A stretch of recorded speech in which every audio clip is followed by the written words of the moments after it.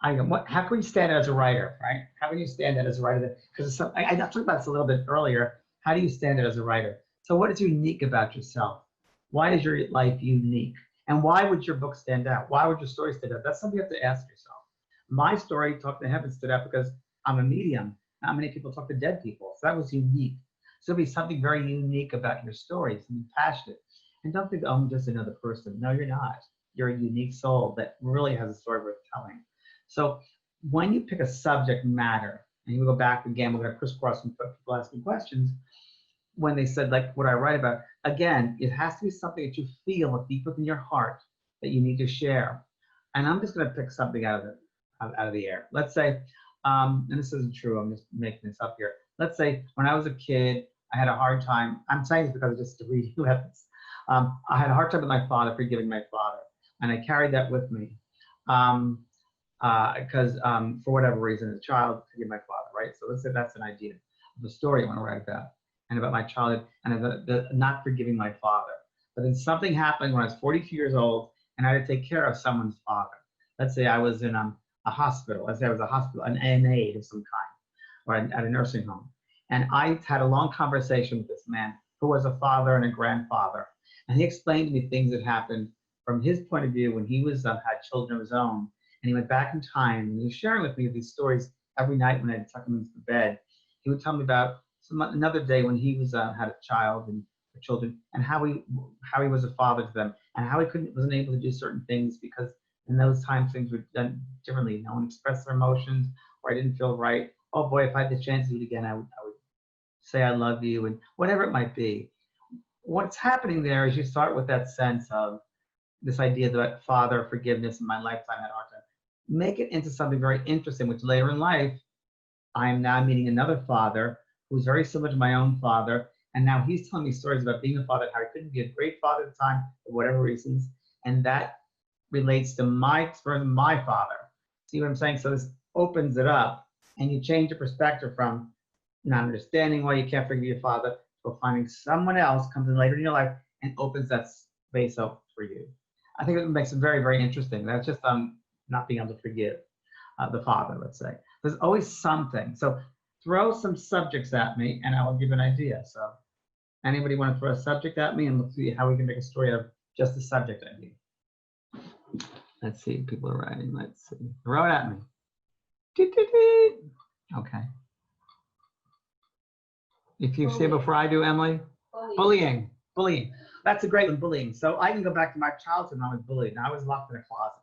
I was locked up as a child. I was actually bullied, and I was in school bullied. I was very short, and some guy kept me on a freeway off-ramp with a knife, and that was bullying me. And he took my shoes, my sneakers, and I couldn't run away. That was bullying.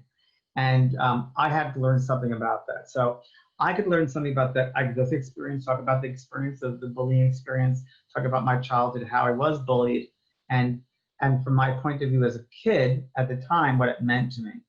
And then I could understand, and I could weave the bullying, I could weave that through the rest of my life and talk about other experiences where I perceived there was bullying, but I had changed, the world has changed, I got older.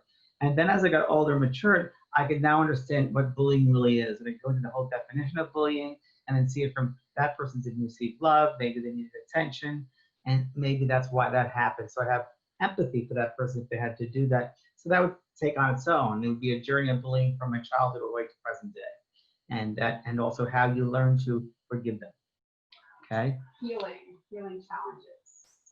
Healing challenges. So, we talked about this before. I think I did in the video, I used healing. So if I write the word healing down there, and then I draw lines from that, that little bubble of healing. Well, there's emotional healing, there's physical healing, there's mental healing, and there's spiritual healing.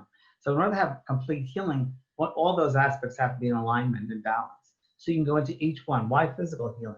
What happens to the body? Spiritual healing. What happens if someone is in some kind of a cult or organized religion and they can't be open to other ways of thinking? That's really hard to heal someone if they're closed-minded. That's a whole aspect of that. Emotional healing. Perhaps if someone's gone through relationships that never worked in their lives, we have to look at that before we have healing emotionally. So all those different aspects of healing have to be looked at first, so we can get that way, physical, emotional, mental, spiritual, and get into that, all those for the true healing. And then we bring all that's easy, right? Just talk about all those different aspects, and then how when they all come together, that opens up that space for healing to begin, the balance. Okay. Forgiveness. Oh, that's from Diane. Forgiveness. That's a good one. Forgiveness. So let's say it's a story about forgiveness. So we have to open up with if it's going to be a story about forgiveness or how to forgive. I wrote a course, Forgive the Unforgivable. I want to say this very clearly. Make sure that your reader is able to relate to your subject. So forgiveness is a good one in that everybody in life has to probably go through that lesson about forgiveness. I would personalize it though. I would make it very personal. I wouldn't be just general forgiveness. I again want to go back to a story, just like I mentioned with the kid with the father. Again, it's a personalized story that I have to go through. It's my perspective. So maybe there was a reason you can't forgive. Something happened in childhood or later in life, you had a hard time forgiving. Why do you have a hard time forgiving? What is that about? And give a journey about your forgiveness. Why is it hard to forgive? Why do you find it's hard to forgive? And then what are the benefits of forgiving? So let's say you've gone through, I can't forgive, it's hard to forgive, and the reasons why. And then you actually forgave the person. And how did your life change from forgiveness? And how can everybody else benefit from forgiving another person? There's so much to do with that. That would be a subject that I have to bring in tighter and tighter and limit it to my own personal experience. Again, make it personal, but all the different aspects of forgiveness and why it's important to forgive.